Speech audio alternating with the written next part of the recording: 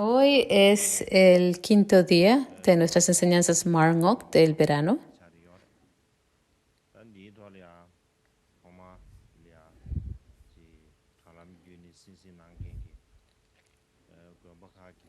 Me gustaría ofrecerle la bienvenida a todas las personas que nos están escuchando y nos han estado escuchando en las comunidades, en los diferentes monasterios, incluidos los geshes, los lamas, los chulkus, los monjes, las monjas, miembros de la sangha, y me gustaría dar la bienvenida a todos los monásticos y las personas laicas que nos están escuchando a través del internet en todo el mundo. Ahora, el otro día perdí mi conexión de internet y no pude continuar con las enseñanzas. Así que no estoy seguro cuánto se pudo transmitir y cuánto se perdió. Y pensé que debería de hablar un poco de nuevo acerca del liderazgo de la sangha y las autoridades de los líderes dentro de la sangha.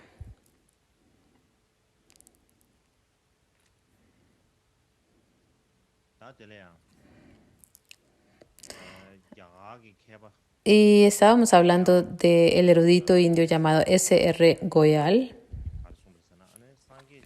Y él afirmó que durante la vida del Buda, el Buda fue reconocido como el líder de la sangha. Y para decirlo en términos más ordinarios o normales, es que él era como el líder de la sangha. ¿Y por qué podemos decir que el Buda era el líder de la sangha? Porque la primera condición para poder entrar en la sangha es tomar refugio en las tres joyas. Cuando tomamos refugio en las tres joyas, primero tenemos que tomar refugio en el Buda, el Dharma y la sangha, y tenemos que ver al Buda y pensar en él como el maestro, el que nos ofrece guía y el que nos demuestra o nos enseña el camino, y tenemos que creer en el Buda como tal. Así que en el momento en que entramos en el sangha, a partir de ese momento, todos aceptan al Buda como el guía en el camino y por ende como el líder. Y esto es muy evidente, dice él. Pero la diferencia que vemos aquí es que en esa época, en la época en India en el que Buda estaba, podemos decir que existían otras religiones, otras tradiciones, y cada una de estas escuelas y religiones tenían un líder. Y cada líder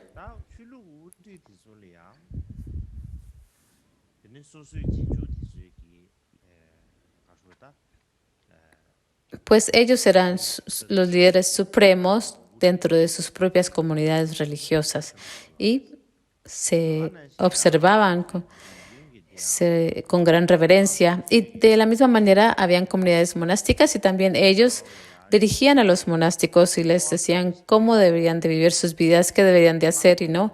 Y ellos establecían las normas.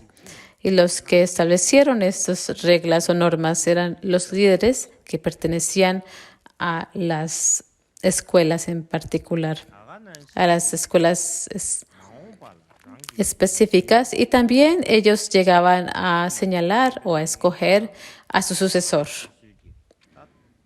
¿Y quién era? Pues el maestro era el que llegaba a escoger a su sucesor. Y en esa época,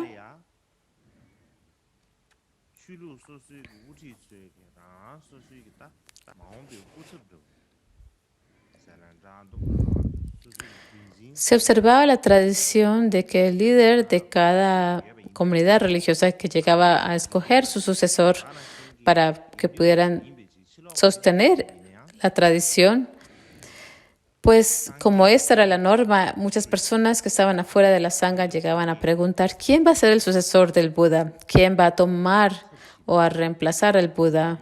¿Y quién va a ser el líder de la sangha? Y eso fue lo que llegaban a preguntar.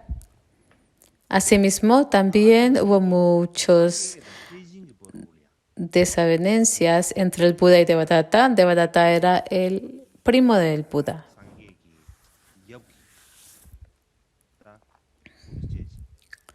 Devadatta era el hijo del tío paternal del Buda, el tío paterno del Buda.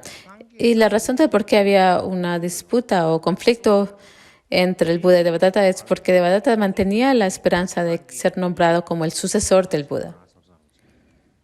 Y que el liderazgo de la Sangha, pues, se le transferiera a él. Este fue su esperanza. No solamente tenía dicha esperanza, sino también lo solicitó. Le dijo al Buda, por favor, ofréceme tus estudiantes, yo los cuidaré. Y él se lo dijo al Buda explícitamente, pero el Buda no aceptó. Y es por esa razón de que se dieron muchos conflictos o un gran conflicto entre el Buda y Devadatta. Y encontramos muchas historias de la forma en que Devadatta trató de tomar venganza en el Buda.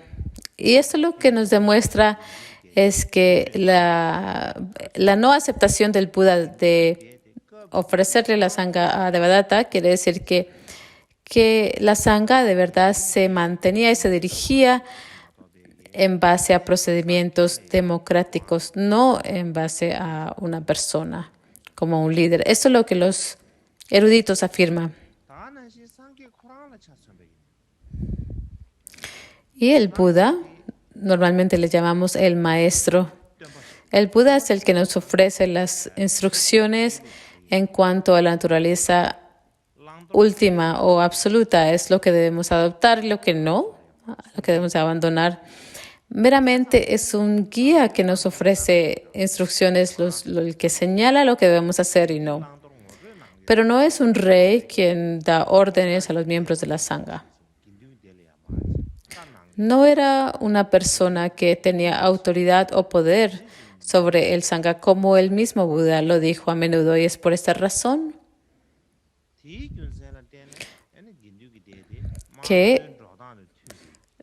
que la Sangha, pues, principalmente seguía procedimientos democráticos. Del mismo modo, el Buda expresó a menudo a la Sangha, que debes ser tu propio protector, debes ser tu propio protector y refugio. No hay otra persona que pueda ser tu propio protector. Y también debes de tomar refugio en el Dharma. Y en términos generales, cuando tomamos refugio, vamos a tomar refugio en las tres joyas, y entre de esas tres, la que te protege del peligro es el Dharma. Lo decimos así a menudo. Así que estamos tomando refugio en realidad en el Dharma.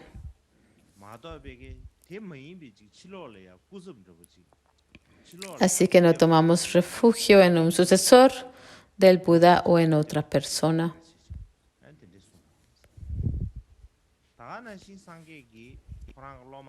Asimismo, el Buda aconsejó a sus discípulos de no considerar importante el cuerpo del maestro. Lo que deben valorar son las instrucciones que él ofreció.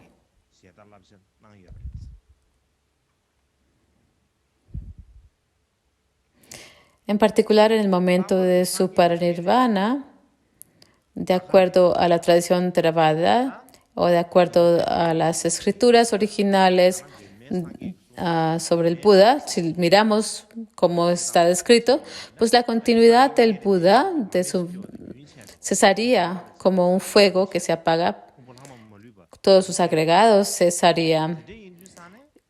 Y por esta razón él no podría hacer algo por la Sangha. Así que animó a sus discípulos a considerar el verdadero Dharma como el refugio y tomar el Pratimoksha Sutra como su maestro. Así que el erudito Goyal dice que esto es cierto. Y por esta razón, después de que el Buda pasó al Nirvana, en el reinado de Magadha, existía un gran ministro que se llamaba Varshakada, y Varshakada le preguntó a Ananda, en el futuro, ¿quién dirigirá la Sangha? ¿Quién será el individuo que llegará a ser el líder de la Sangha? Y Ananda le respondió inmediatamente, en el futuro la Sangha seguirá la dirección del verdadero Dharma, las instrucciones del verdadero Dharma. El Buda nunca dijo quién sería su sucesor. Y la Sangha debe de seguir el verdadero Dharma que el Buda enseñó. Y por esta razón, para resumirlo, el Buda organizó a su Sangha para que se manejaran y tuvieran procedimientos democráticos.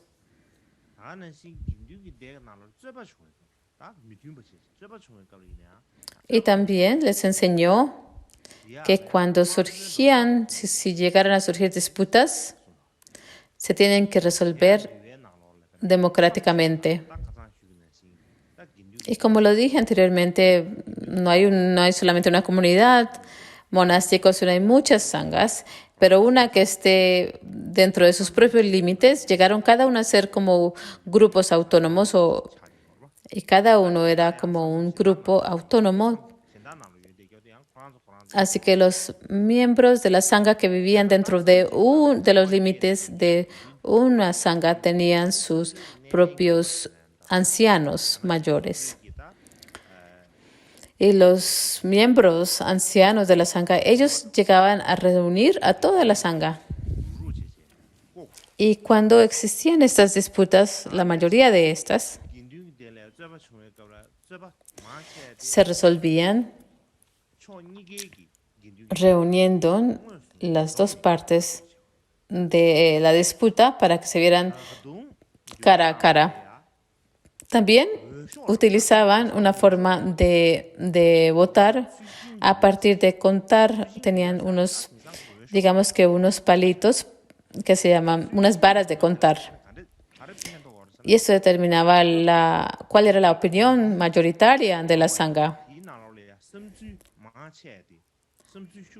En la forma en que lo hacían es que contaban el número o la cantidad de varas para contar, y de esa forma podían determinar qué opiniones eran los más prevalentes en la sangha. También las personas que estaban al tanto de estas sanghas tenían que mirar,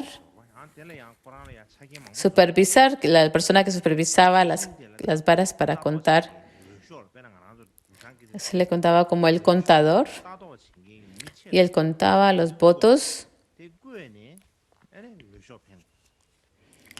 Y si digamos que había una disputa que no se podía resolver de esa manera, de la manera más común, con las varas para contar, entonces se hacía un grupo por separado para llegar a resolver el conflicto. Esta era otra forma de resolverlo.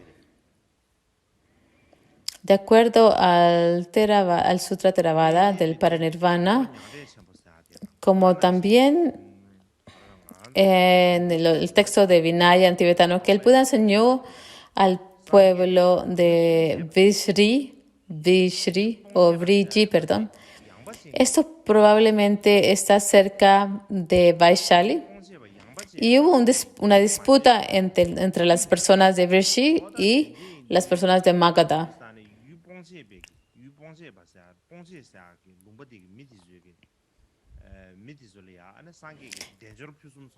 El Buda les enseñó 7 dharmas para prevenir la ruina y para que tuvieran prosperidad. Y de la misma manera le enseñó a la sangha muchos dharmas para prevenir la ruina.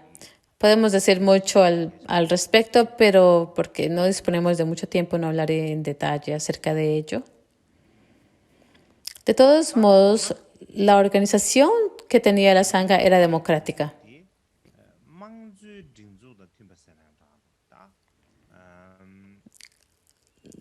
La sangha de por sí, como una unidad, era la que tenía la autoridad. Y entonces nos preguntamos, ¿qué tipo de autoridad entonces tenía el Buda dentro de la sangha? Y al pensarlo, los investigadores modernos mantienen posiciones distintas sobre el grado de autoridad que el Buda tenía dentro de la Sangha. El erudito japonés Ui Hakuju sostuvo que el Buda no tenía ninguna autoridad en particular y que era solo un miembro más de la Sangha. Era solamente un individuo dentro de la Sangha. No tenía ninguna autoridad en particular. Eso es la forma en que este erudito lo expone. Y también había otro erudito que se llama S. Watanabe.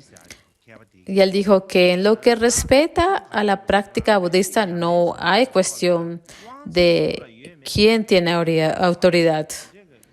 No existe ese tipo de procedimientos dentro del budismo, dice él. Y también Esdat dice que entre los budistas no existe un poder fundamental que tenía la capacidad de influencia sobre toda la Sangha. Y hay otro erudito que se llama B. Matsumoto, quien dice que durante la vida del Buda y durante los 100 años posterior al parinirvana del Buda, no existió un líder que se le podía considerar el sucesor del Buda. También hay un erudito que se llama K.N. Yavatileke, quien dice que todo el pensamiento budista que se está presente en las escrituras budistas se debe tomar como base el considerar que solo el pensamiento del Buda tiene autoridad. Y hay otro erudito que se llama Kitagawa, que dice que cuando el Buda estaba vivo, solo que él sí tenía autoridad.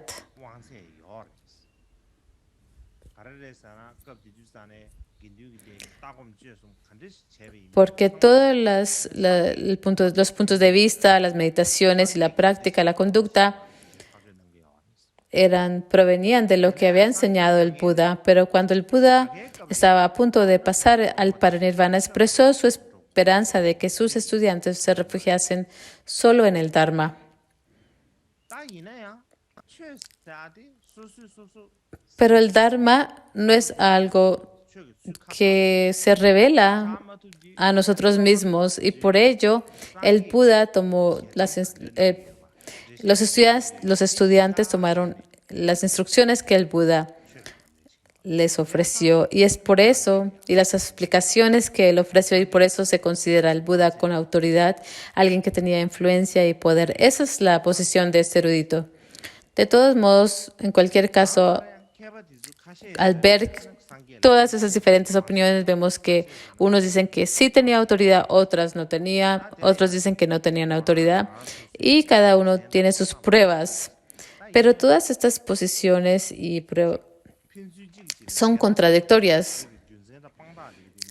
Hay muchos puntos y razonamientos que ellos ofrecen que son contradictorios. Por ejemplo, cuando el erudito indio dice que cuando el Buda llegó al pasar al parinirvana se tienen que considerar como una lámpara y tomar al verdadero Dharma como su refugio. Y si lo miramos,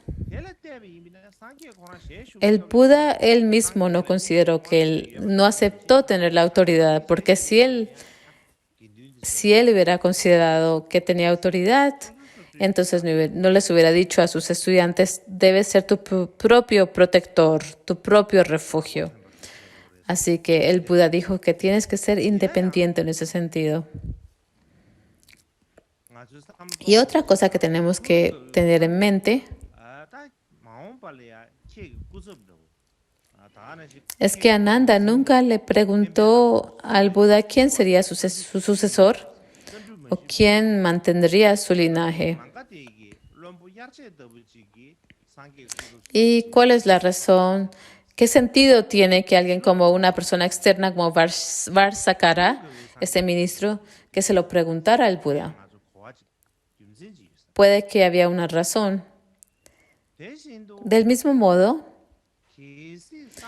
Si los discípulos del Buda llegaron a reconocer al Dharma como la máxima autoridad, es decir, que el Dharma por sí es el que tiene la autoridad máxima, entonces, de acuerdo a cómo lo piensa este erudito indio, el Buda, el Dharma es algo que enseña el Buda.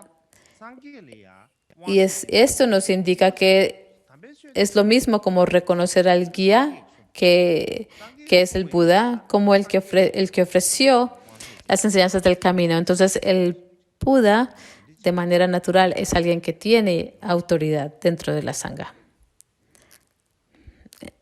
Y en resumen, cuando el Dharma se difundió por primera vez, las personas creían que el Buda había descubierto, revelado el verdadero Dharma. No llegaron a pensar que es algo que él se había inventado o que ideado, sino al contrario, es algo que el Buda lo había reconocido la naturaleza real y la reveló. Y el Buda le enseñó a los demás su experiencia. Así que cuando el Buda se despertó a la perfecta iluminación, se lo enseñó a sus estudiantes. Y él dijo, sea si los Budas aparecen o no, el Dharma permanece para siempre.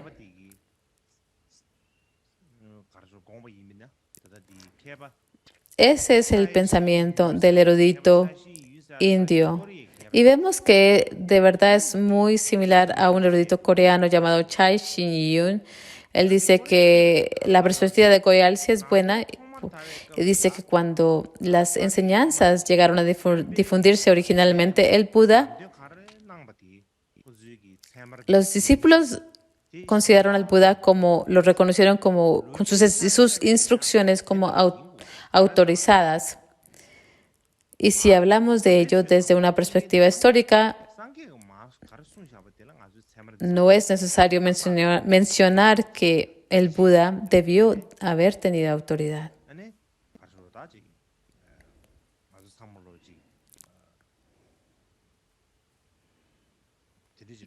Así que si tomamos las ideas de este erudito coreano, vemos que él dice que las ideas del erudito indio tienen sentido. Y podemos ver que hay otros eruditos que también pensaron sobre ese tema, pero en términos del budismo originario, solo practicaron las instrucciones del Buda y no ofrecían otras enseñanzas o instrucciones. Tomaban de manera literal lo que el Buda había dicho, enseñado y lo practicaron de esa manera. Más tarde, los practicantes del Buda, los seguidores, llegaron a ofrecer más explicaciones. Y a medida que llegaron a ofrecer más explicaciones, llegaron a dar una distinción entre lo que es el significado definitivo y lo que no es. Y lo que me gustaría añadir al respecto, al mirar los sutras que se han traducido al tibetano, en la época que el Buda pasó al parinirvana, dijo que su sucesor es el Pratimoksha Sutra. Existe un texto llamado el Elogio del Vinaya, esto está en el Tengyur tibetano. Existe un verso dentro de este texto que se pone al principio del Buda, del Pratimoksha Sutra, y lo que dice es el verdadero maestro, el vencedor es el maestro y sus enseñanzas son los sutras y el Abhidharma. Pero el Vinaya es el verdadero maestro y las enseñanzas. Así rindo homenaje a aquello que es ambos, como el Buda y el Dharma. Él dice que el Vinaya es la cesta de escrituras, el cual es el maestro. Así que el que es ambos, el maestro y las enseñanzas, es el Vinaya. Y las otras dos cestas son las enseñanzas, pero no son el maestro. Así que el sucesor o el representante del Buda, el representante de su palabra, es el Vinaya. Y aquí, en cuanto a este punto, al hablar del Vinaya, estamos hablando del Vinaya en términos del Pratimoksha Sutra en particular. Así que si tenemos que llegar a escoger o a señalar a un sucesor del Buda, tenemos que hablar acerca del Vinaya, del Pratimoksha Vinaya. El Pratimoksha Sutra. Así que hoy en día, si tenemos que señalar quién es el sucesor, no podemos señalar a un sucesor, pero tenemos que señalar a un texto, y este sería el Pratimoksha Sutra. Así que las leyes tienen autoridad y los individuos no.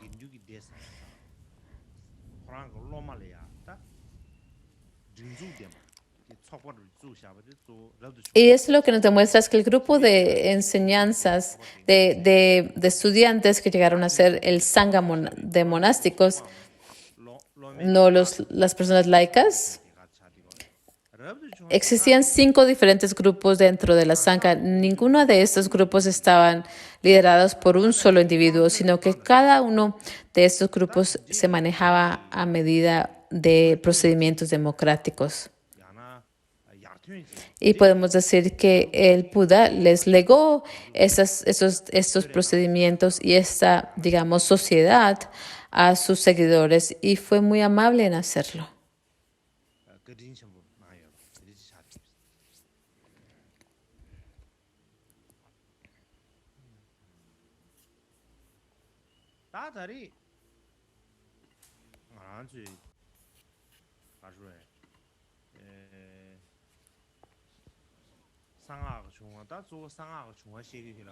Y hoy en día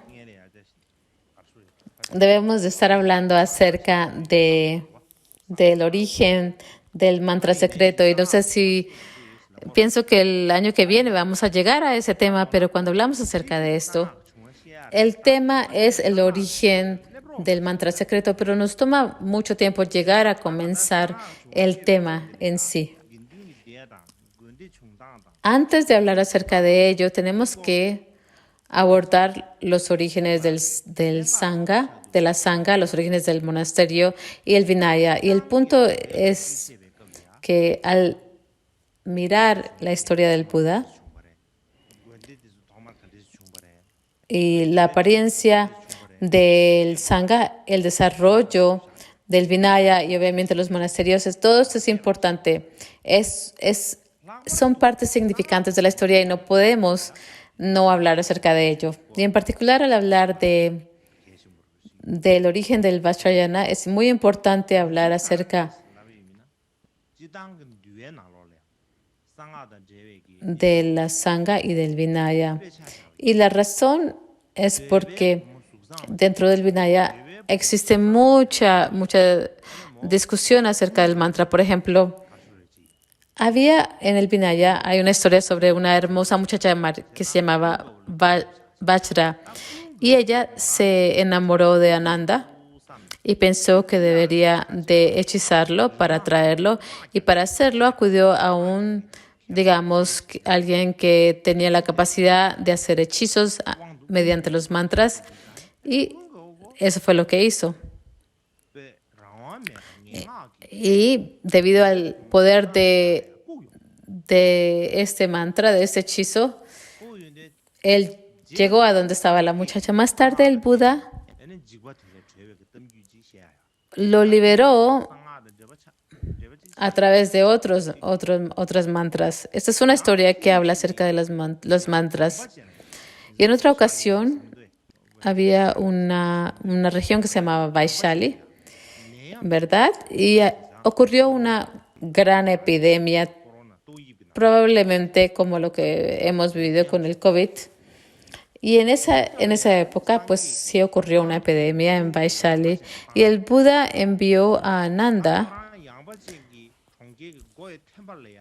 Y le dijo, mientras que estás caminando hacia Vaishala, recita estos mantras y recita estos versos. Y de esa manera le enseñó los mantras que se llama el entrar a Vaishala y las plegarias de auspiciosidad, los que recitamos durante las ceremonias o las oraciones auspiciosas del Vinaya que recitamos, que comienzan con los que se vuelven ávaros y los espíritus que han venido aquí.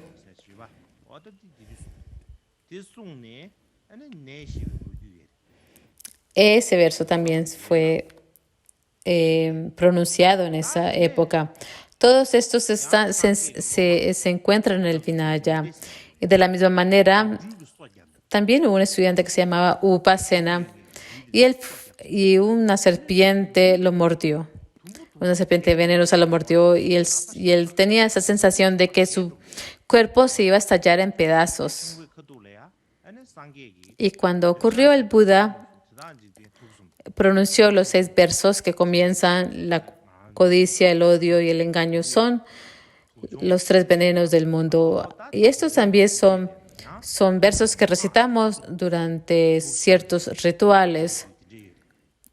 Y esa es una historia que indica cómo él enseña un mantra para pacificar los peligros de ser envenenado. Así que cuando leemos el Vinaya, parece que en la sociedad de esa época, cuando alguien estaba enfermo, tenía una enfermedad, utilizaban un mantra o utilizaban la medicina. Por ejemplo, cuando nos enfermamos, pues usamos medicina, pero en ese tiempo lo que hacían es que usaban el mantra como medicina. Y reconocieron en esa época de que tanto los mantras como la medicina tenían el mismo poder. Y por esa razón, dentro de la Sangha budista existía la práctica de recitar mantras budistas y no budistas. Y en general, dentro de nuestras enseñanzas Vajrayana, cuando hablamos acerca de la palabra mantra, pues la palabra mana quiere decir mente y la palabra tra significa protección. Al combinarlos, quiere decir la protección de la mente. Así es como debemos de entenderlo. Esta es una forma de explicarlo. Y el significado de esta explicación, al hablarlo en términos del Vinaya, estamos hablando acerca de las palabras verdaderas de los seres nobles para proteger la mente del peligro. Y es por eso que esas palabras verdaderas se pueden llamar mantras, así lo pienso. Aún dentro del budismo original o más temprano existen las semillas del mantra secreto. Y esta es una razón del por qué debemos de prestar atención acerca de esto. Y al pensarlo desde otra perspectiva, hay otra razón del por qué tenemos que pensar en el Vinaya como en conexión a los orígenes del mantra secreto. Es porque las personas dentro de la tradición Theravada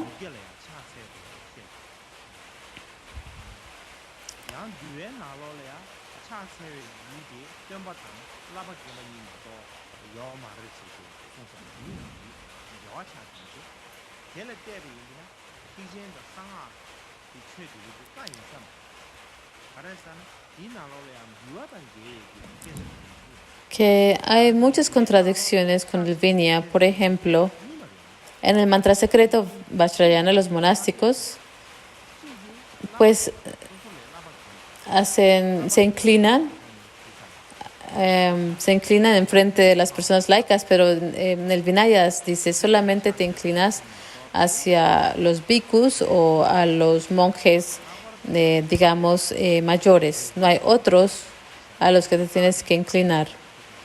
Y en el Vinaya se dice que es en contra de las reglas, vas en contra de las reglas si vas a hacer una prostración o te vas a inclinar hacia una persona laica. Así que eso es lo que ellos mantienen, que es contradictorio en cuanto al Vinaya. Pero esto es algo muy difícil de llegar a investigar, no tenemos el tiempo para investigarlo, pero si lo miramos de una manera, miramos cómo está descrito en las escrituras, y al mirar algunas de esas escrituras, por ejemplo, hay algunas personas, el destello del razonamiento de Baba Viveka dice que, da un ejemplo, nos dice que Avalokiteshvara no es realmente un laico. La mayoría de los bodhisattvas se visten como personas laicas, utilizan ropas laicas.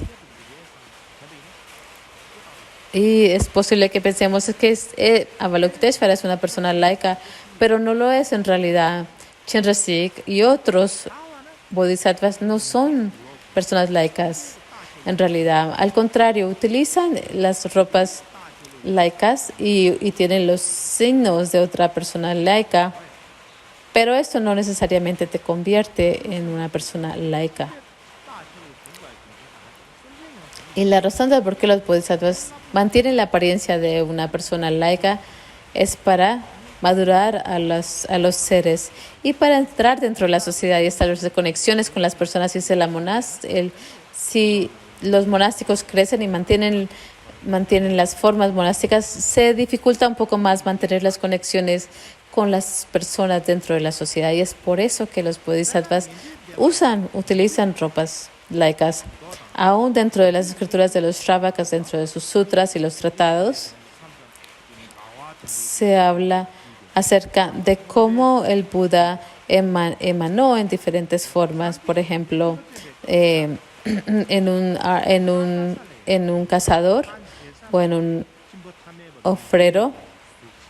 Desde un punto de vista externo, él se veía como una persona común y corriente que llegaba a realizar hechos que no eran virtuosos.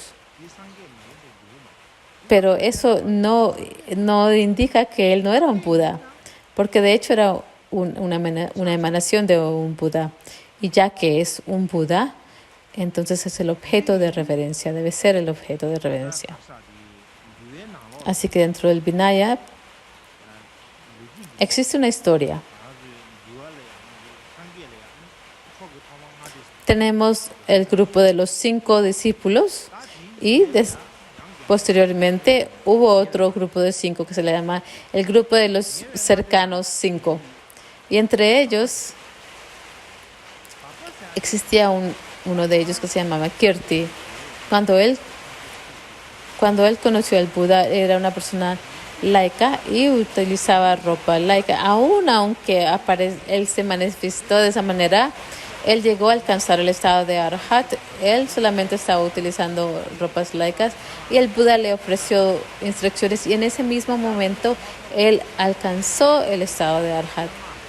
Y debido a ello, el Buda llegó a decir estas palabras: aunque se engalanen con joyas, aquellos cuya conducta es pacífica y sumisa tienen votos y una conducta casta. Aquellos que renuncian a dañar a todos los seres sintientes son brahmanes monásticos, son bhikshus.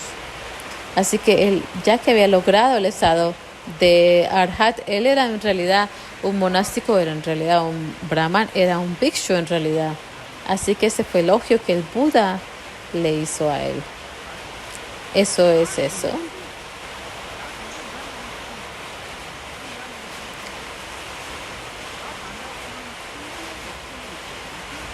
Así que si tienes ropa laica, pero si eres una emanación o no. Y la gente dice que no está correcto que los monásticos se postren ante una persona que tiene ropas laicas. Entonces tenemos que pensar más a fondo y pensar en qué de verdad estás postrando. ¿A quién te estás postrando? ¿Te estás postrando a las cualidades de una persona? Y ya que tienen esas cualidades, te postras ante ellos, los honras, ante ellos por esa razón, no por lo que tienen puesto, no por su apariencia. Y esto está escrito en este libro que hemos dicho, en este texto que hemos dicho. Porque ellos poseen las cualidades que son diferentes a diferentes formas. Y así que por la razón en el destello del razonamiento de Baba Vieja, eso es lo que dice. Una vez que ya has salido, que eres un monástico, es posible que hayas salido, pero no has alcanzado el estado de renuncia. Pueden pensar que solo laicos deben postrarse ante personas vestidas de forma laica y que los monjes no pueden hacerlo, pero las cualidades son lo principal, por lo que son dignas de homenaje. A lo que se rinde homenaje son las cualidades, no se homenajea la ropa. Aquellos que han salido pero no están totalmente emancipados, aquellos que llevan los atuendos marrón pero no han abandonado sus faltas mentales, aquellos que llevaron cuencos de limosnas pero no son recipientes para las cualidades, pueden llevar los atuendos pero no son laicos ni bhikkhus. Porque como las nubes sin lluvias y los pozos sin agua, como las cosechas marchitas, como las semillas que no crecen, así son los bhikshus cuyo monasticismo ha decaído, dijo el Sugata. Es como el dibujo de una lámpara, si no y no son. Así que los monásticos que no tienen cualidades, es apropiado para ellos que se postren ante un ser de ropa laica que posea las cualidades. Y también en las enseñanzas de las escrituras de las 18 escuelas del vehículo fundacional debemos rendir homenaje a los bodhisattvas. Por ejemplo, en la escuela Mahasamgika se dice que la cuádruple comunidad debe rendir homenaje al regente Maitreya.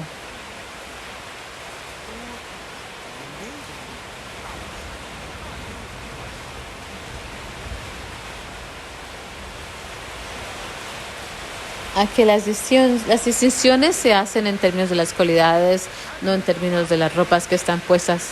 Eso es lo que dice en el texto. Y lo que dice en el texto Vajrayana, uno de estos importantes textos, se llama de los 50 versos del Guru.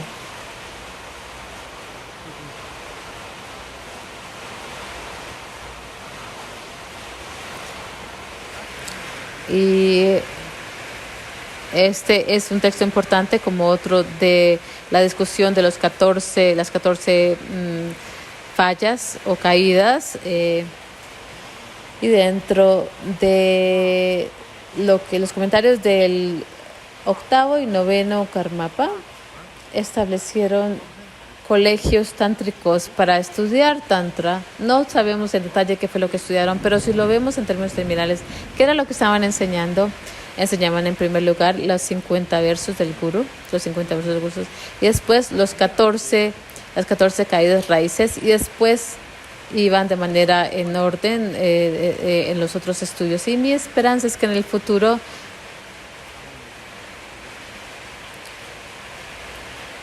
lleguemos a poder enseñarles esto a ustedes. Pensé que debería de enseñarles los 50 versos y después los 14 el texto de los 14 caídas raíces. Estoy diciendo mucho, pero sí hay comentarios. En el primero hay un comentario corto y largo sobre que el 7º Karmapa realizó. Y también existe un comentario sobre el Karma Kinchin Rinchen. Darje también es un comentario corto. Y entre los comentarios que he leído, el que pienso que es especial es el comentario del Gran Tsongkhapa y el comentario de Sakchen Lobsen Rakpa. Pienso que son dos comentarios especiales. Chasen Lobsen Gyatso, pienso que ese es su nombre. No recuerdo cuál de los dos, pero es uno de los gran maestros sakyas, no sé cuál de los dos es. De todos modos, no recuerdo cuál de los dos, de todos modos. Lo que dice, lo que encontramos en los 50 versos del Guru, para evitar la crítica en el mundo, aquellos con disciplina colocan el verdadero Dharma y tal al frente y rinden homenaje mentalmente a los laicos o a sus subalternos en el servicio, tales como preparar los asientos, estar de pie y hacer su trabajo. Aquellos con disciplina lo hacen todo, pero evitan lo poco ortodoxo en público. Sea si el estudiante es monástico y el gurú es laico, o el estudiante es un bhikkhu que es mayor y el maestro es alguien que es menor, si el estudiante se postra ante ellos, existe el peligro de que sean criticados en la sociedad. Así que coloca los textos del Dharma y demás delante y póstrate ante ellos. Porque en India sabemos que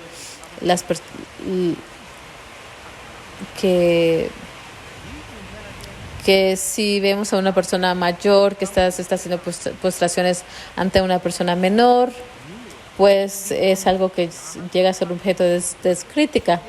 También puedes poner una estatua o también una stupa. Te estás postrando ante ellos, pero con tu mente te estás postrando ante el gurú. Pero con tu cuerpo y tu palabra te estás postrando ante el texto o la stupa o la estatua.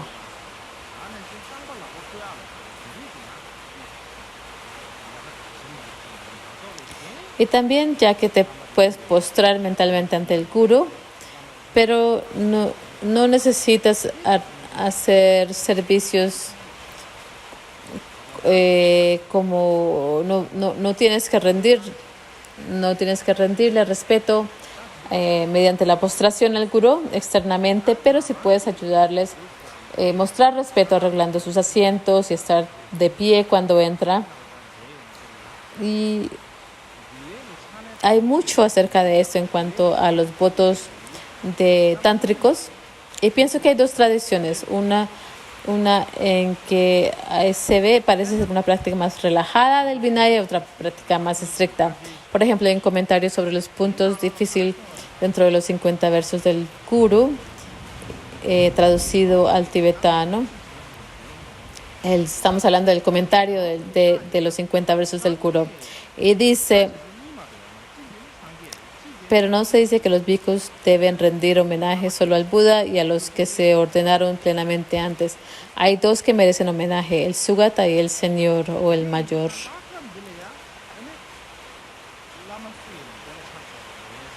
Así que sea quien sea el gurú ante quien nos postramos, esto no está en concordancia con el Vinaya. Si lo hacemos así, sí, es verdad. Sin embargo,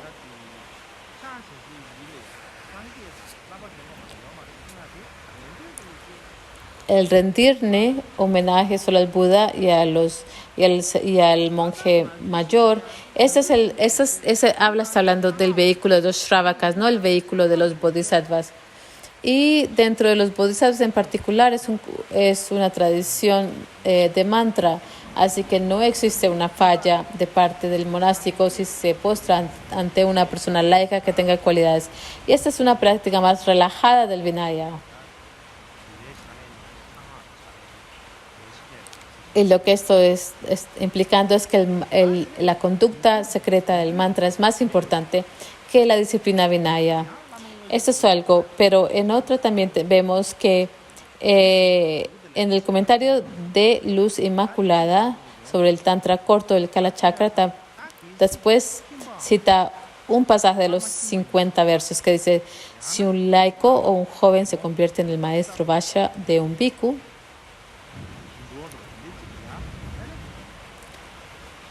o sea, un bhikkhu que ha tomado sus votos más reciente que el otro, ¿qué se debe hacer? La respuesta que se ofrece en este comentario, por ejemplo, en términos de lavar los pies y demás y postrarte ante esa persona, no con las 5 extremidades, no tienes que hacer eso, pero cuando el gurú llega, sí hay que rendirle respeto y hacer ofrendas y demás. Debes rendirle homenaje, por lo menos con respeto. Y cuando están enseñando el Dharma, en ese momento tienes que hacer postraciones, ¿verdad?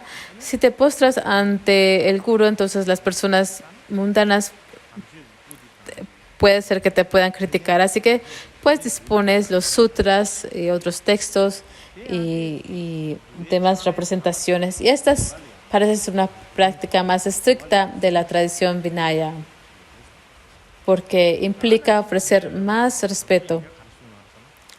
También de la misma manera, asimismo, en la luz inmaculable, sin el receptor de un empoderamiento es un bhikkhu.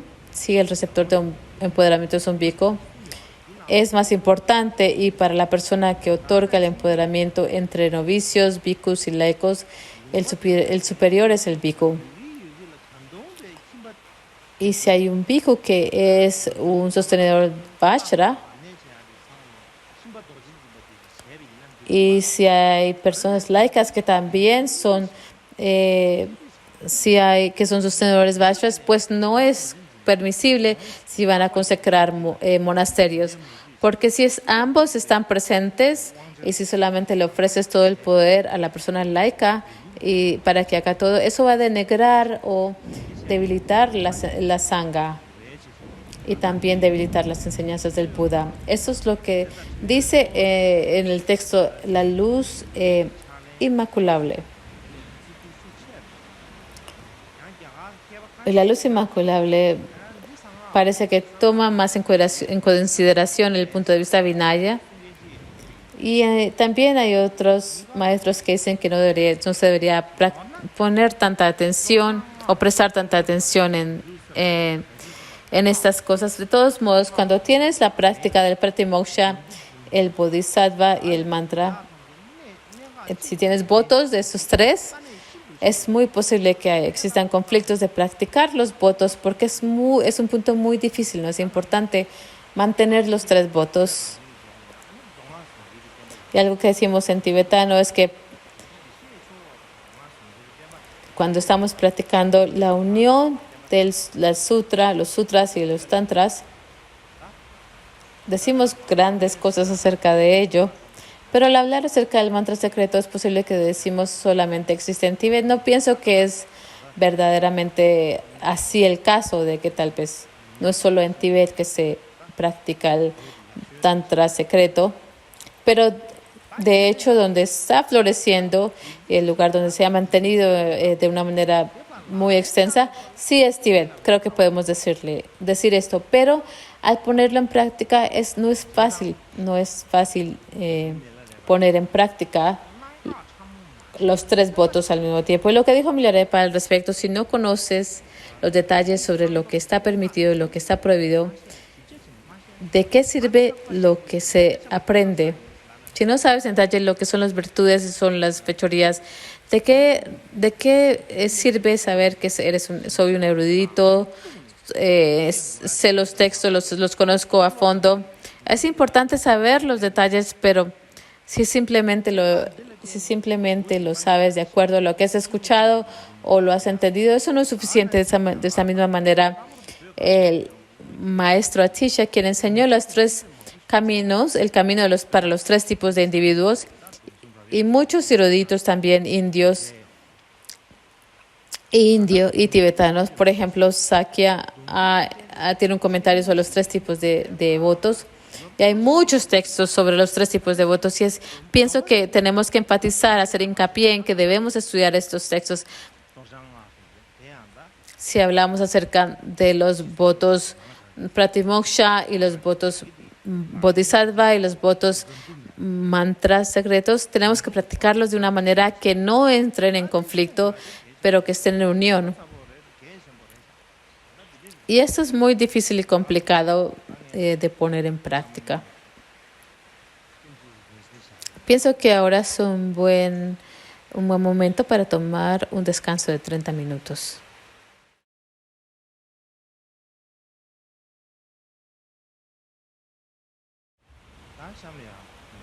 Así que el primer punto que abordé hoy, hablé acerca del origen del Vinaya, y me gustaría concluir este tema sobre el origen del Vinaya y la Sangha Me gustaría hablar acerca de la importancia de la Sangha dentro de la historia del Buda y todos los efectos positivos, la influencia positiva que ha tenido. Según el erudito indio S.R. Goyal, la comunidad de la Sangha budista ha desempeñado una función particular en la historia budista y la de la India, como también otros países asiáticos. Y la Sangha ha tenido una influencia extraordinariamente fuerte en la difusión del verdadero Dharma. Los miembros de la Sangha budista se fueron a todos los lugares, probablemente por toda la India, y difundieron las enseñanzas del Buda por toda India y también en los diferentes países asiáticos. Sin la ayuda de la Sangha, sin la presencia de la Sangha, habría sido, si no hubiera existido una Sangha, no hubiera existido una comunidad de monásticos o monásticas. Probablemente que el Dharma, que fue enseñado por el Dharma, es probablemente que no se hubiera convertido en una de las principales religiones del mundo. Asimismo, los lugares, la base de la difusión del Buda Dharma se debe principalmente a la Sangha. También los lugares donde residían la Sangha, donde estaban estudiando y residían, se convirtieron en importantes centros de aprendizaje. Y si lo pensamos, en realidad, durante muchos siglos en la India, los niveles más altos de educación, así como los niveles fundamentales o básicos de educación en la India, esto todo ocurrió principalmente dentro de los monasterios y los conventos budistas. Asimismo, la educación de la Sangha no se limitaba a los temas budistas. También estudiaban otras escuelas no budistas en lo que respecta a diferentes áreas de conocimiento. Por ejemplo, existía la gran universidad de Nalanda, el gran monasterio como Nalanda. Y ahí estudiaban diferentes campos de conocimiento y de escuelas y temas de estudio. Asimismo, los monasterios budistas eran conocidos como fuentes de arte y aprendizaje, y por lo podemos decir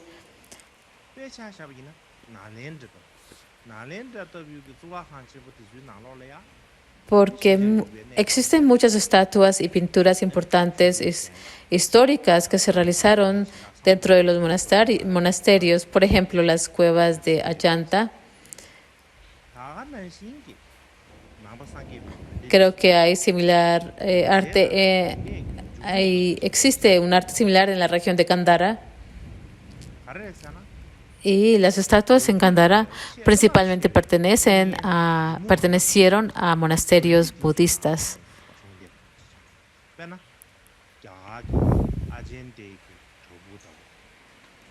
Y si lo pensamos en términos de la India, los monasterios budistas pues llegaron a ser muy importantes, y la razón es porque los monasterios budistas desempeñaron directa e indirectamente un importante papel en la difusión de la lengua,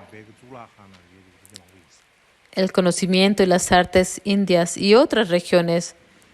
¿Y quién fue, digamos, que la herramienta para ello? Pues la Sangha y los monásticos. Por ejemplo, las pinturas de Ajanta, estas influyeron mucho en los frescos de las cuevas de Dunhuan en China y de Srivijaya en Sri Lanka. Y existen muchas pinturas, y todas estas tuvieron una gran influencia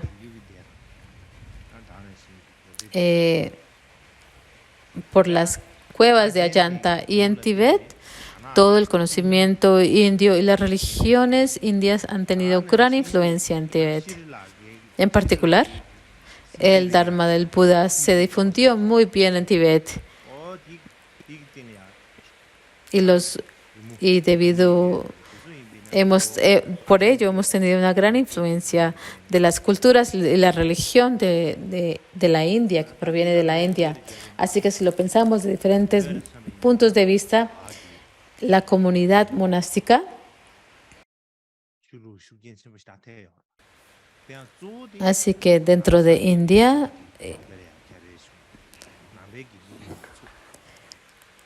así que la influencia de la cultura india y el budismo floreció gracias a la comunidad monástica y los monasterios, como también las prácticas, las enseñanzas sobre la práctica y demás. Estos eran temas que había pensado hablar anteriormente, pero porque no tuvimos conexión internet, no pude hablarlo. Ahora me gustaría hablar acerca de otro tema, y es el tema del primer concilio. Hablaremos de ello ahora. Así que todos los temas de los que hablamos anteriormente van a pertenecer sobre un título: el origen de la Sangha, y del origen de los monasterios y la disciplina Vinaya. Así que estos temas ya los hemos abordado. Ahora, a partir de ese momento, vamos a hablar acerca del primer concilio, y tal vez el tema o la discusión, la charla del primer concilio, tal vez nos va a tomar 2 semanas. Y si hablo mucho al respecto, tal vez nos va a tomar 3 semanas. Antes de hablar de las 18 escuelas, tenemos que hablar acerca del primer concilio. Y después de hablar del primer concilio, tenemos que hablar del segundo concilio y cómo después se dividieron en 18 escuelas. Cómo se dividieron y después cómo se dividieron en 18 escuelas. Y no sé si puedo abordarlo todo este año. De todos modos, vamos a comenzar a hablar acerca del primer concilio. Y acerca de ello, según el erudito japonés Umanda Gyokei, él dice que después de que el Buda pasó al parinirvana, existió un evento significativo dentro de la historia budista. Es que en el lugar de Rajagriha, pues ahí se dio el primer concilio. Y lo celebraron ahí. ¿Cuándo ocurrió esto? Esto tomó lugar durante el primer verano después de que el Buda pasó al nirvana. Y el objetivo de la celebración del concilio en ese momento es que al pensar acerca era resolver el contenido de las instrucciones que el Buda dio al pasar y el Dharma que el Buda había enseñado. Él dio muchas enseñanzas y se tenía que decidir cuál era el contenido de todas estas. Y decir, esto fue lo que el Buda enseñó, esto fue lo que él pronunció. Y de la misma manera, toda el Sangha tenía que reunirse. Y al hablar acerca de toda la Sangha, por ejemplo, todas las personas importantes tenían que reunirse.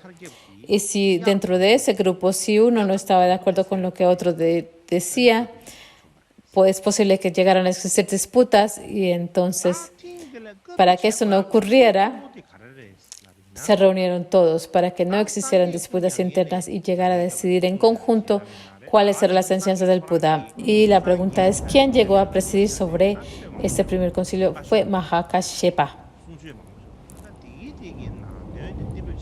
¿Y cuántas personas participaron? Pues los participantes eran 500 arhats. Y durante la reunión del consejo, lo que hicieron principalmente fue estos 500 arhats reunidos llegaron a recitar oralmente las instrucciones y las enseñanzas que el Buda había enseñado.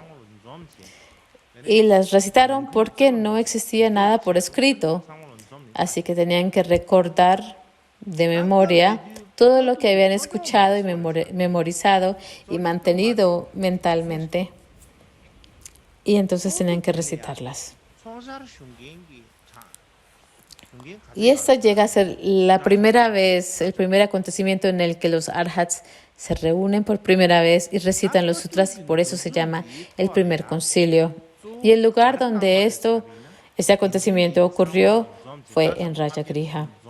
Ahí, así que se le llama también el concilio de Rajagriha. De la misma manera, en ese tiempo, pues habían 500 arhats que estaban presentes y también se le llamó el Consejo de los 500. Y el erudito japonés Hirakawa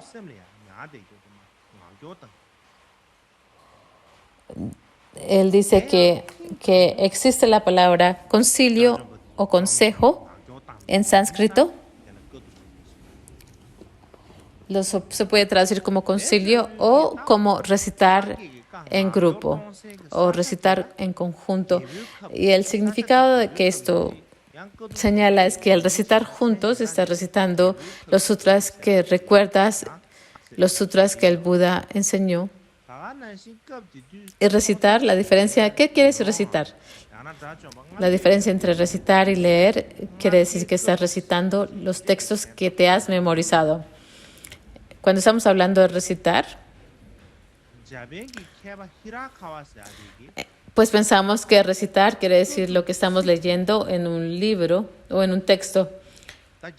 Pero en tiempos de antaño, el recitar era el memorizar. Y en la India, como lo dije anteriormente, existió una gran costumbre y tradición de recitar de recitar y de memorizar. Por ejemplo, se recitaban todos los Vedas. Así que en esa época se recitaban de memoria, no había ningún tipo de escrituras.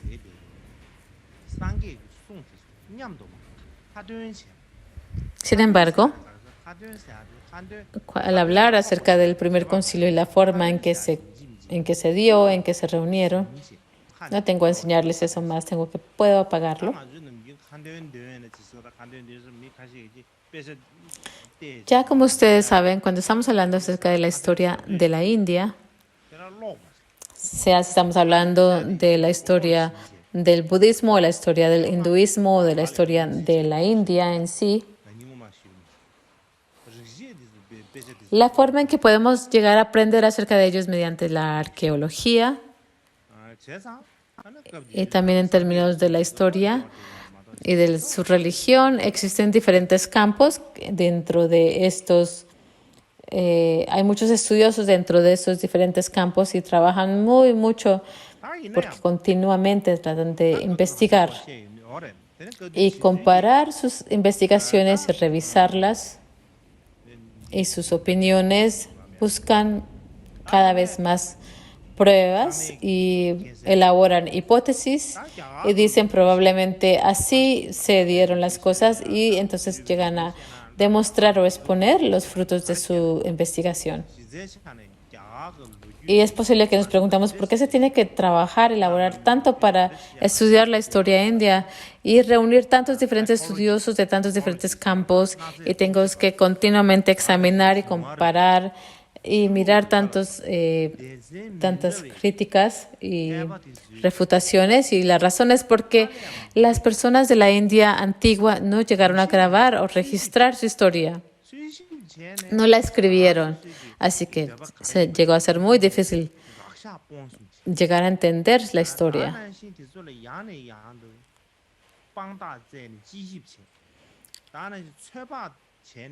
Y si la historia no se registró, entonces ¿de dónde procede? ¿Cómo podemos accederla?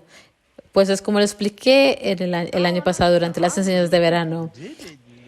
La mayoría de la historia de la India proviene de sus artefactos, de los manuscritos que se han rescatado, que están dentro de las estupas o las cuevas. También Sri Lanka y otros países vecinos En la antigüedad, Sri Lanka pertenecía a la India. También en la China existen muchos documentos históricos que llegaron de la India a la China, sea en China o de Sri Lanka o de China, que vinieron de la India. Y también durante el cuarto y quinto siglo, como también en el sexto y el séptimo siglo, hubieron monásticos chinos como Tang Xuezhang, que escribió los registros de sus viajes. Y todo esto se toma como base de investigaciones para tratar de probar una cosa y la otra y de formar hipótesis y de inferir cómo se dieron las cosas. Así que al hablar acerca del primer concilio, fue un acontecimiento muy importante dentro de la historia budista, del budismo. A ver, ¿cuáles fueron las razones y condiciones por las que se dio este acontecimiento importante? ¿Cuántas personas participaron? Y a fin de cuentas, ¿cuáles fueron los temas que se discutieron durante el concilio, este primer concilio? Y existen muchas dudas o preguntas que se hacen así. Pues si los textos hubieran estado escritos, no se tuviera que investigar tanto. Entonces se trata de investigar muchas diferentes fuentes y pruebas, y es por eso que los estudiosos tienen tantas diferentes posiciones acerca del primer concilio. Y entre las diferentes opiniones que se exponen, de acuerdo a los eruditos modernos,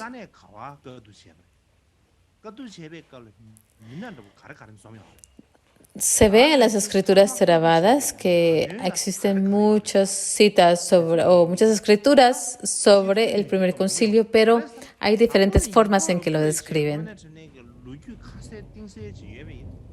Sin embargo, hay evidencias arqueológicas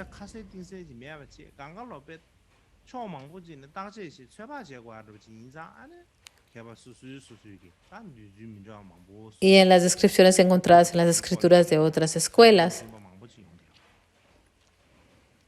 Pero no hay una evidencia o una prueba evidente de que el primer concilio tomó lugar en primer lugar, porque no está presente esto dentro de la tradición Theravada u otras tradiciones. Eso nos da, pues, aquí un dilema, ¿no?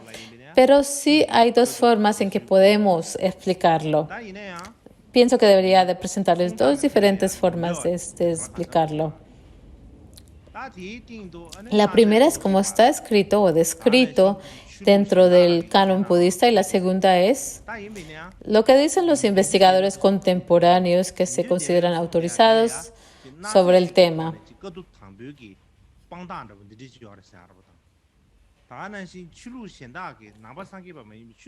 Así que pensé que debería de tomar las descripciones que encontramos dentro del Vinaya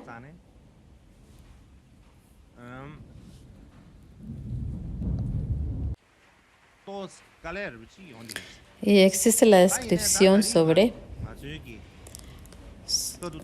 dentro de las escrituras Vinaya, y hay otras tradiciones que podemos ver más a fondo después.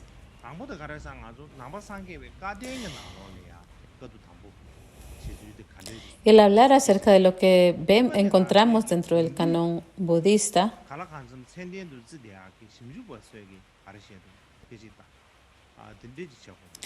encontramos diferentes descripciones sobre el primer concilio, por ejemplo, dentro del Dharmagupta, las escrituras Vinaya de las escuelas Mahisasaka, el Vinaya Theravada, Pitaka y el Vinaya de los 10 volúmenes, el Vinaya Matrika Sutra, el gran comentario sobre el Prajna Paramita en 100,000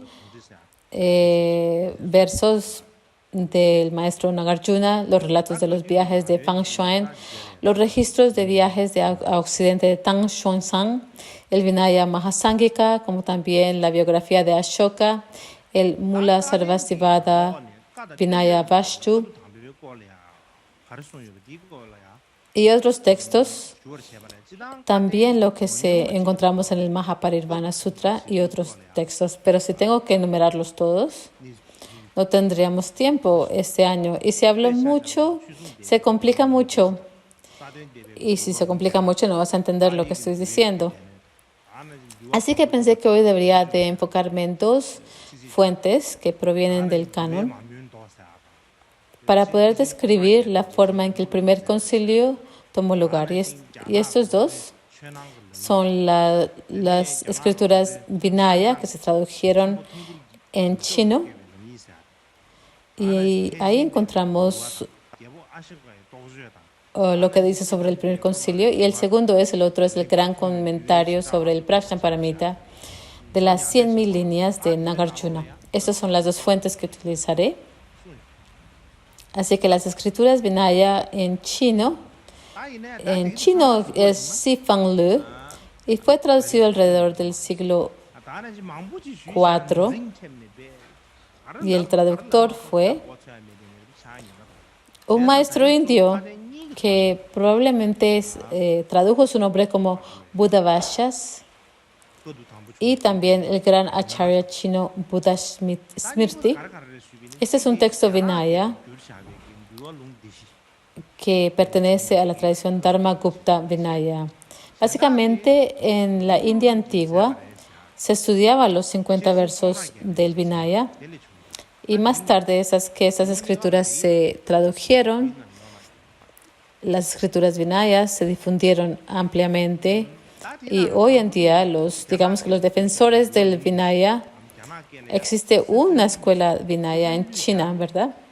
Estos maestros se basan en las escrituras Vinayas.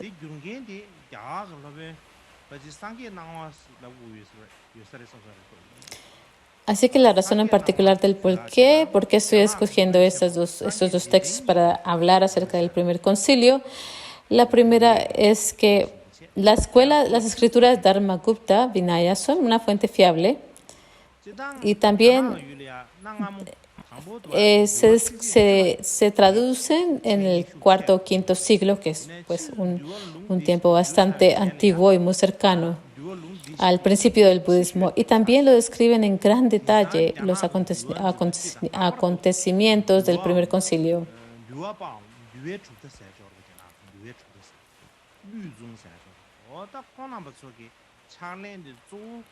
Y como lo mencioné anteriormente, hay muchos textos dentro del canon que describen el primer concilio, pero el que citan más a menudo pertenece al Dharma-gupta Vinaya.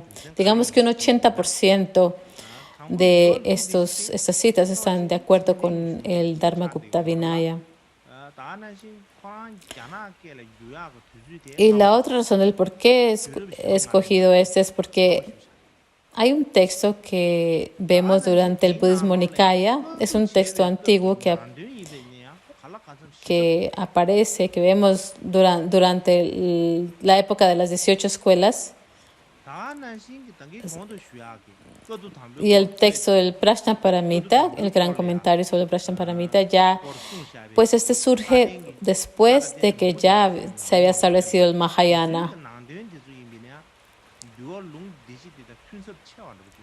Así que la primera nos enseña acerca de la perspectiva durante el budismo Nikaya y la segunda nos enseña acerca de la perspectiva durante el budismo Mahayana.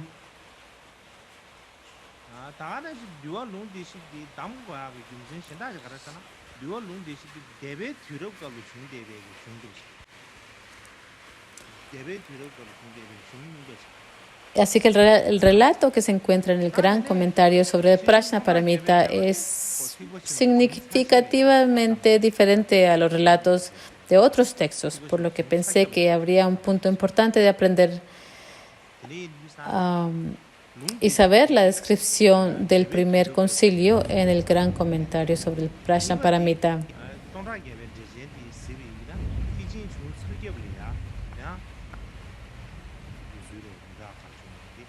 Y también la forma en que está descrito. Se describe de una forma muy vívida, como si el autor lo hubiera vivido por sí mismo. Y es por eso que pensé que debería hablar acerca del Dharma-gupta Vinaya, las escrituras del Dharma-gupta Vinaya y sobre el gran comentario sobre el Prajnaparamita. Pero antes de hablar de esto un poco más a fondo, primero tenemos que hablar acerca de quiénes eran las personas que estaban al tanto del primer concilio. El primero era Mahakashapa y el segundo era Ananda. Y esta es una imagen de Mahakashapa, que pertenece a las imágenes de las cuevas de Don Juan. Durante el tiempo, la época de los emperadores tibetanos, las cuevas de Don Juan estaban bajo el control tibetano.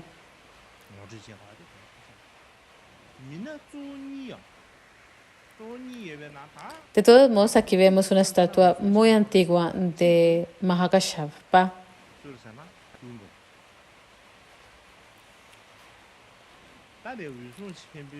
Así que vemos que hay dos personajes principales durante el primer concilio, uno era Mahakashapa y el otro era Ananda.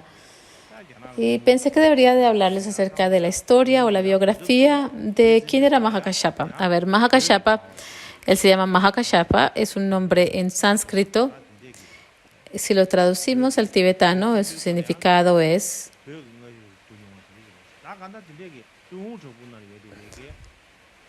de acuerdo a la gramática en dos volúmenes, de acuerdo a este texto, pues Kashapa tiene dos significados. Uno es que te protege del daño. Este es el primer significado. Y el segundo es que es un protector de la luz.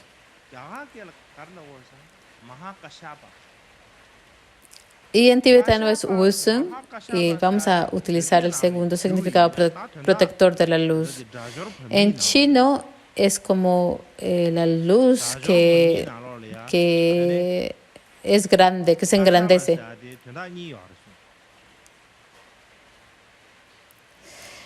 Y de acuerdo a una historia china, dentro de una fuente china, dice que es como Kashapa pertenecía a un sabio indio que recibió ese nombre porque la luz que irradiaba de su cuerpo abrumaba la luz de las fuentes cercanas, porque era muy brillante y por eso se le llamaba protector de la luz. Porque podemos decir que absorbió todas las demás luces y por eso se le dio el nombre de Kashapa. Más tarde, su nombre se convirtió en el nombre de un clan, y Mahakashapa nació en ese clan que pertenecía al linaje de este sabio. Así que Mahakashapa se convirtió, digamos, que en el apellido o en el nombre de ese clan. Y en la época del Buda, pues había muchos discípulos llamados Kashyapa, como Dasabala Kashyapa, los tres hermanos Kashyapa y demás. Había muchos Kashyapas. Y la razón del por qué él en particular se llamaba el gran Kashyapa o Maha, porque la palabra Maha quiere decir gran o grande o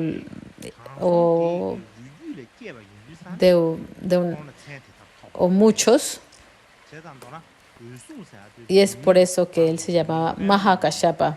Eso es un relato que pertenece a un relato chino de la dinastía Sungdan. Así que dentro de todos los Kashyapas, él era el mayor o el superior.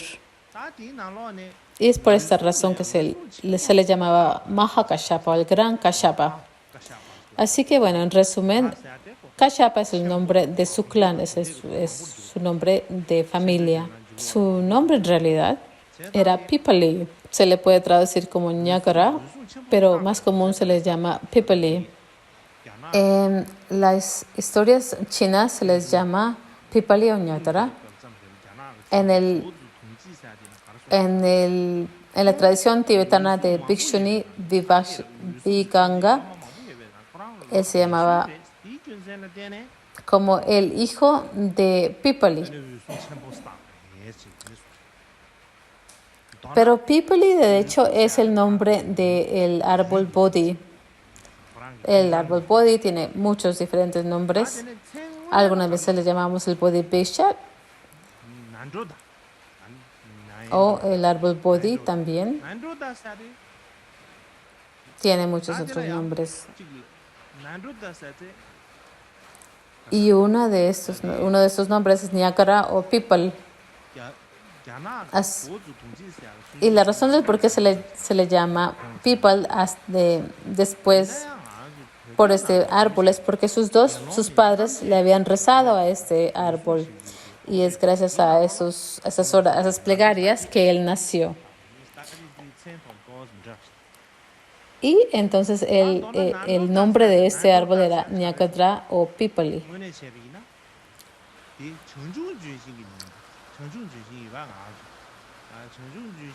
A ver, ¿cuál es su tierra natal? De acuerdo a las historias que encontramos en las historias de la dinastía Sung, pues su tierra natal era Rajagriha, en la capital del reino Magadha. Y también dice que su padre se llamaba Kapila. Y en tibetano lo llamamos Serkia. Esto pertenece a la tradición china. Sin embargo, la Bhikshuni Viganga, que está traducida al tibetano como también en chino, Muga Savasivala Bhikshuni Viganga, afirma que su tierra natal pertenecía a un pueblo dentro del reino de Magadha. Y el nombre de este lugar era Pipal, el nombre de ese pueblo o de ese lugar, y su papá se llamaba Pipali. Así que de acuerdo a las traducciones del texto Bhikshuni Viganga, Kapila es el nombre de la esposa de su padre o de su madre. Así que sí existe un poco de diferencias, ¿no? Así que, bueno, es un poco complicado hablar acerca de todas esas diferentes tradiciones chinas y tibetanas. Básicamente voy a hablar a partir de ahora cómo fue que lo presenta la traducción tibetana del Bhikshuni Viganga. Pues parece que su padre era una persona muy, muy rica, tal vez como el Elon Musk de la India. Y en esa época existían 16 diferentes reinos en la India y él era aún más rico que todos los reyes de estos 16 lugares. ¿Cuán rico era esta persona? Pues en esa época, incluso el rey Bimbisara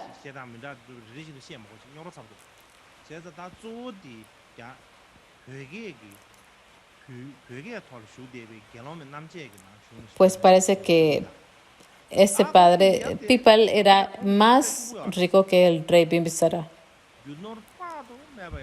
Digamos que Bimbisara tenía como arados de oro para cultivar los campos.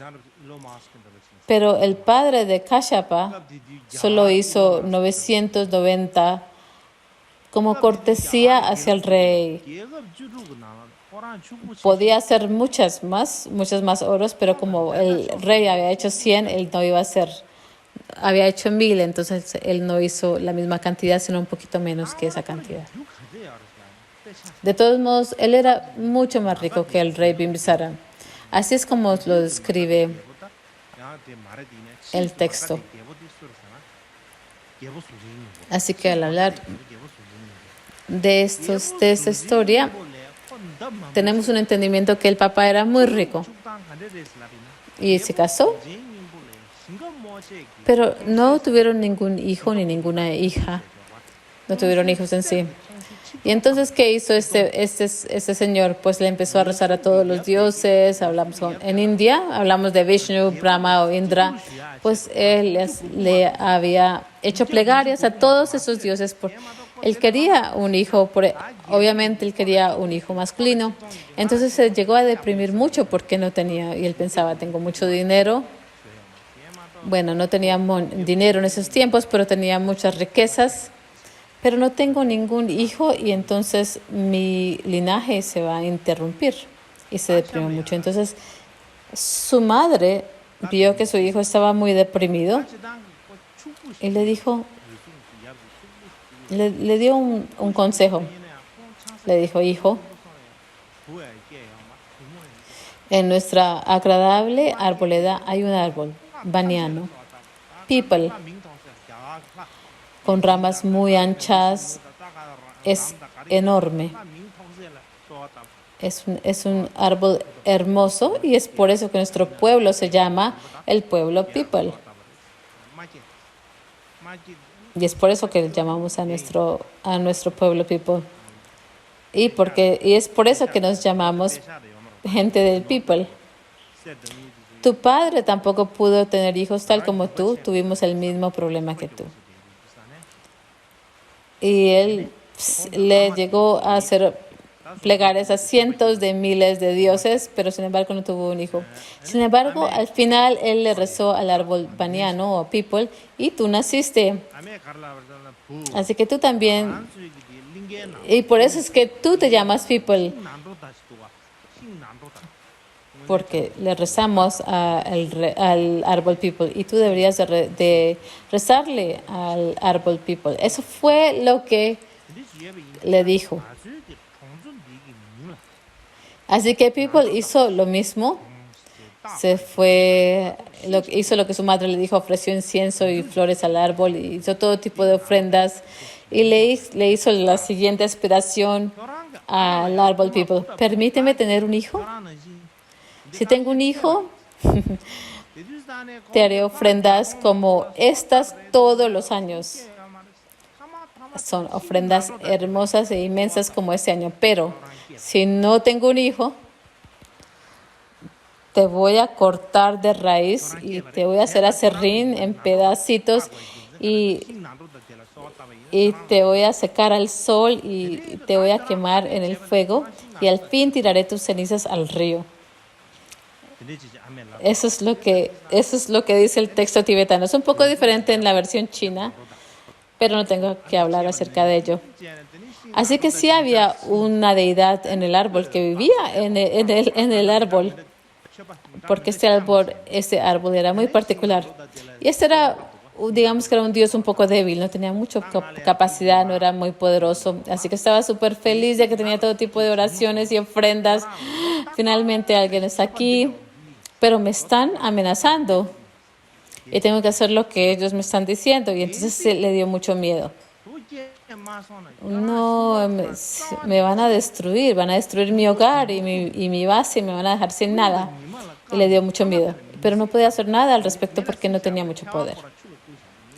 Dice que ella tenía la habilidad de darle a este Brahman un hijo. Entonces, digamos que sus superiores eran los 4 grandes reyes. Así que él acudió a ellos.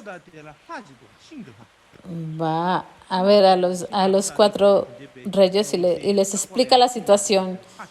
Tengo un gran problema. Este señor me está haciendo que le dé un hijo, pero no tengo ningún tipo de poder para darle un hijo, para otorgar el hijo. Y si no, pues entonces me va a destruir mi hogar. Y los 4 grandes reyes, cada uno de ellos sea cual de los 4 que fuera, todos le dijeron, si él va a tener un hijo o no, depende de su karma, no podemos hacer nada al respecto.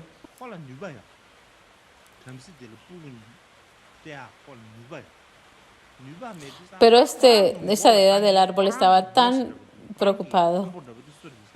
Y entonces insistía, y entonces por favor, pídele a tu superior, al dios Shakra. Y el Shakra le dio la misma respuesta. Yo no puedo hacer nada. Si él tiene hijos o no, de eso depende de su karma. Yo no puedo hacer nada al respecto. Y en ese momento, cuando le estaba hablando a este dios Shakra, ocurrió como un gran destello.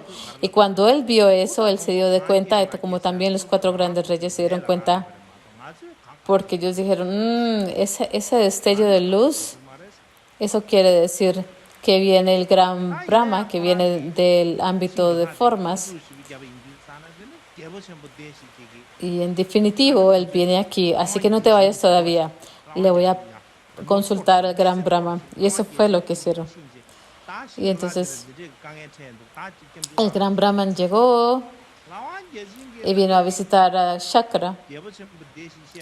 Y entonces él se apareció como un hermoso joven y le dijo, mira, este dios del árbol le tiene un gran problema y tú puedes hacer algo. Y el gran Brahman pensó para sí mismo, yo tampoco tengo ningún poder de poderle dar un hijo a alguien, pero si digo eso, ya que soy un gran Brahman, la gente, pues como que, pues no me va a ir muy bien, ¿no? Tengo un gran nombre, pero no tengo el poder para otorgarle un hijo. Él dijo, yo no fui creado por el mundo, ni creí, no hice el mundo, ni el mundo me hizo a mí. Y dio como una respuesta de toda como medio incoherente. Y entonces Shakra pensó, pues regreses por favor a tu morada. Y si hay algún dios, si ves algún dios que está listo para morir, porque hay dioses que van a morir y demuestran sus señales de ese momento. Si ves algún dios así, por favor, ordénale que tome nacimiento en la casa de ese Brahma. Y en ese momento el Brahman dijo, si eso es así, ¿por qué no estás tú buscando un dios? Tú tienes muchos dioses por aquí. Y Shakra le dijo,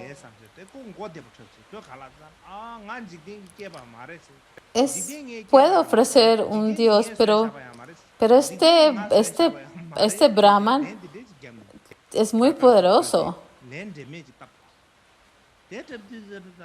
Y nuestros dioses son tan débiles que no pueden, ni siquiera se atreven a tomar nacimiento. Pero tú eres un gran Brahman, tú eres un dios del ámbito de las formas. Entonces el Brahman dijo, bueno, está bien, ok, voy a ir. Y él vio a un Brahman en su ámbito que llegó a ver las cinco señales de la muerte inmediata. Le dijo, mira, hay un Brahman que está en el mundo de Jambudvipa y sería bueno que deberías de ir allá y tomar nacimiento allá. Y entonces ese dios que estaba a punto de morir, no, yo no voy a ir allá. Y entonces el gran Brahman le dijo, tienes que ir. Y si vas, entonces en algún momento el Buda va a aparecer en el mundo y puedes pues entonces convertirte en un monje y practicar. Y entonces él dijo, este Brahma le dijo, pero si yo voy a ir, voy a estar en una familia rica y no solamente eso, voy a ser el único hijo, ¿cómo me van a dejar ser un monástico? No, me van a dejar. Y entonces el Brahma le dijo, no te preocupes. El gran Dios le dijo, no te preocupes. Haz lo que yo estoy diciendo.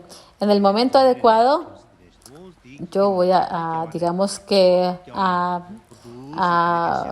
decirle a los padres que te ayuden o ayudarlos a que te dejen ser monástico. Entonces podemos decir que Mahakashapa en una vida previa ha sido un dios Brahman dentro del ámbito de formas y por eso fue que y después de eso nació. Esto es como una leyenda mítica de los dioses, de todos modos. Esa mujer del Brahma se quedó embarazada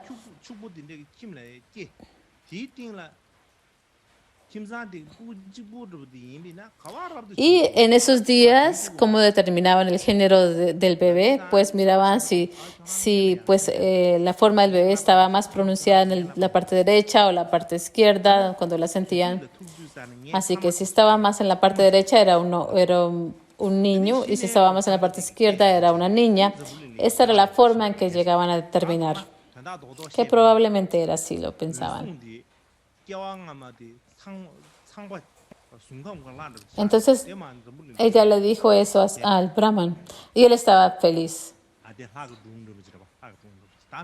Y entonces lo que hizo fue que en su casa él la puso en la parte posterior, la puso en una cama llena de cojines y si tenía frío le daba todo tipo de colchas y si tenía mucho calor pues le hacía que la habitación estuviera mucho más con más prisa y tenía todo tipo de medicina y todos los doctores y tenía la comida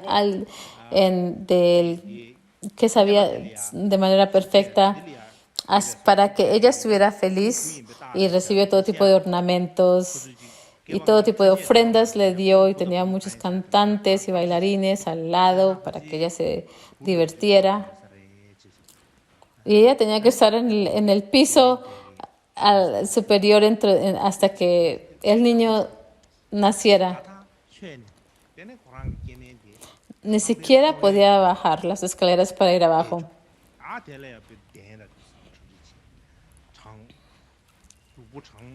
Y después, 8 o 9 meses después, nació un niño. Y este niño tenía algo particular acerca de él. Cuando hablamos acerca de los 32 marcas especiales del Buda, entre ellas, este niño tenía 7 de esas marcas. Por ejemplo,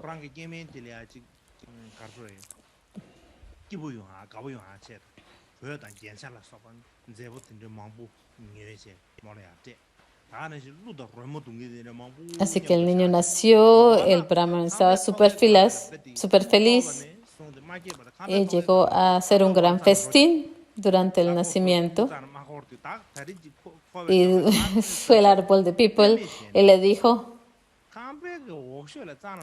dio todo tipo de ofrendas. Y lo que hizo primero fue que llegó a limpiar toda la tierra a su alrededor, quitándole todo tipo de piedras, todo tipo de...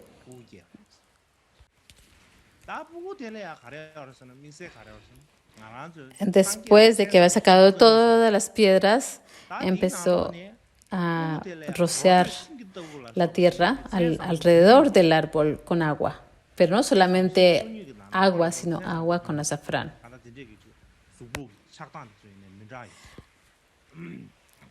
Y después todo tipo de flores y pétalos de flores. Y después incienso. Y no fue solamente una ofrenda de un día, sino de 21 días y reunió a todas las personas del pueblo.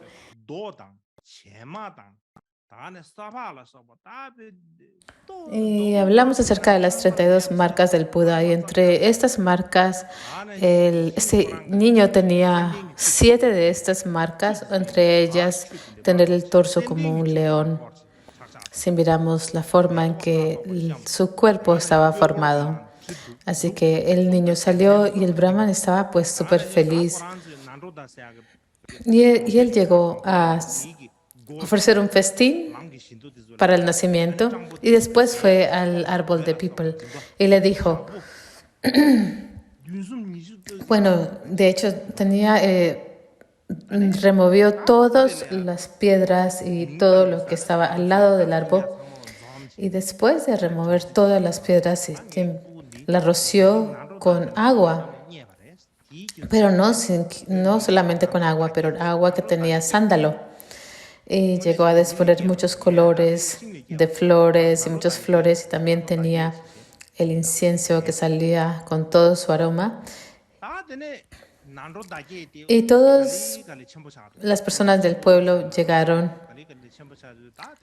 y pues duró 21 días ofreciendo comida y prendas a todos los residentes del pueblo en las 4 puertas del pueblo y para darle el nombre a su hijo Él llegó a reunir todos sus familiares y dijo, y es gracias a las oraciones que le hice al árbol People, tuve un hijo, así que le voy a llamar Pipali. Así que algunos le llamaban Pipali o el que nació del árbol People. Y cuando People creció, a medida que creció, se le enseñó a leer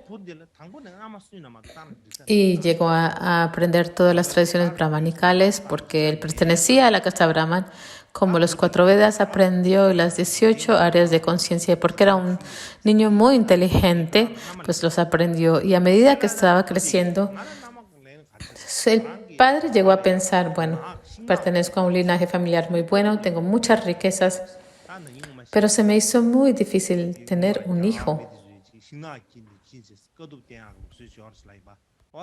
Y en términos generales, dentro de nuestras condiciones brahmánicas, pues los primeros 48 años de nuestra vida, como brahmanes, practicamos el celibato y después nos casamos. Existe esa tradición, pero si mi hijo no se cansa pronto, no podrá mantener el linaje familiar.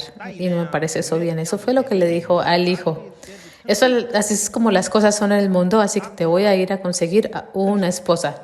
Y el esposo dijo, ¿por qué debo de aceptar a una esposa? Quiero ir, de hecho, al bosque y practicar las austeridades. Esa es mi esperanza, dijo el niño o el hijo.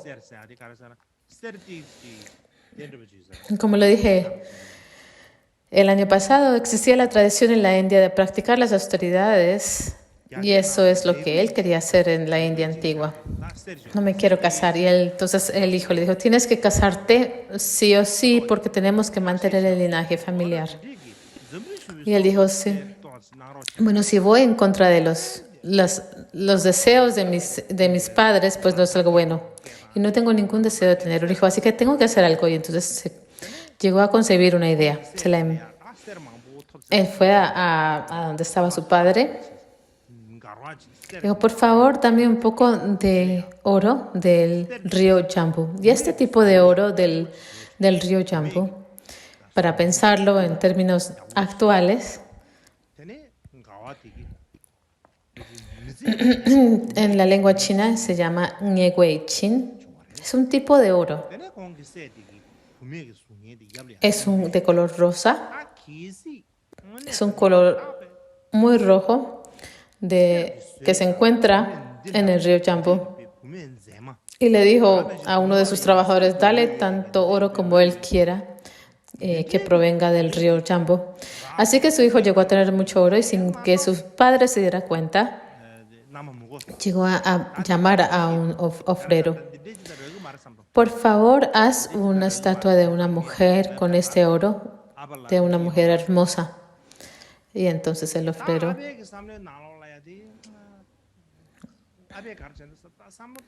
hizo una estatua que era como del tamaño de una persona.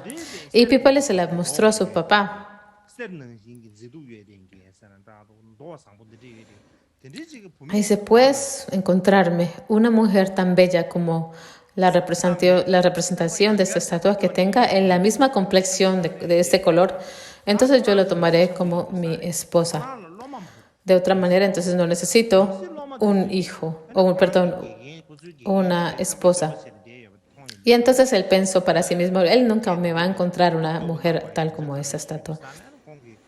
Y su padre estaba pues pensándolo. Tal vez nos está engañando. No está pensando en sus padres. Para encontrar una mujer tan bella como esta estatua, con esta complexión de color rosa, de oro, dorada, ¿dónde voy a encontrar a alguien así? Y de verdad que se deprimió el padre. Estaba muy deprimido. Él era un gran brahman y tenía muchos estudiantes. Tenía muchos estudiantes brahman, él. Y entonces él le dijo, ¿por qué está tan deprimido? Le preguntaron sus estudiantes. Y explicó la situación. Le dijo. Y entonces cuando le explicó la situación, los muchachos le dijeron, no te tienes que preocupar. Lo primero que tienes que hacer, haz 3 estatuas idénticas a esta. Y seguramente vamos a encontrar una mujer tal como esta estatua. Y eso fue lo que el padre hizo. Llegó a mandar a hacer 3 estatuas tal como estas. Y cuando él hizo, cada uno de los estudiantes se dividió en grupos. Entonces tenían 4 grupos, cada uno se fue para el norte, el sur, el este o el oeste. Y todos los estudiantes mandaron diferentes estudiantes a estos lugares. Fueron a diferentes países y también diferentes pueblos y aldeas. ¿Y qué hacían? Pues iban al mercado, a la plaza de cada lugar, y ahí ponían la estatua de esta mujer hermosa y empezaban a disponer todo tipo de flores y empezaban a tocar todo tipo de instrumentos como los tambores y los címbalos y todo en la India. Y entonces empezaban a hacer como un gran show y decían, tienen que hacerle ofrenda a esta diosa. Si le hacen ofrendas a esta diosa, tendrán el resultado de nacer en una casa alta, en una casa de Brahman, y podrás ir a un hogar bueno. Sea con quien te llegues a casar, tu esposo te va a escuchar. Y cuando ellos decían eso, pues todas las mujeres, estamos hablando de todas las mujeres, tanto mayores como menores, todas se iban directamente ahí, porque todas las mujeres querían eso.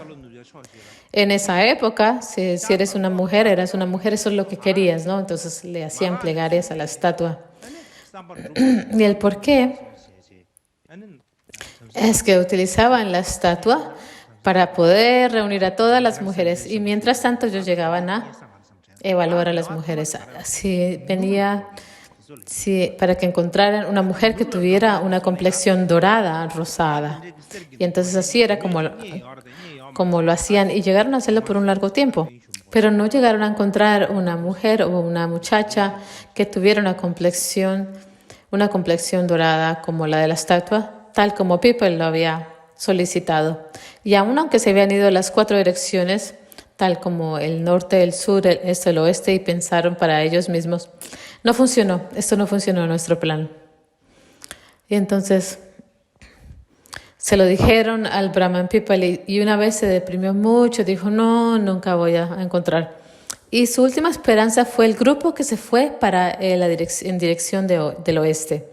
Y se encontraron una mujer o una muchacha de color rosado, dorado, pues hablaré acerca de ello más tarde.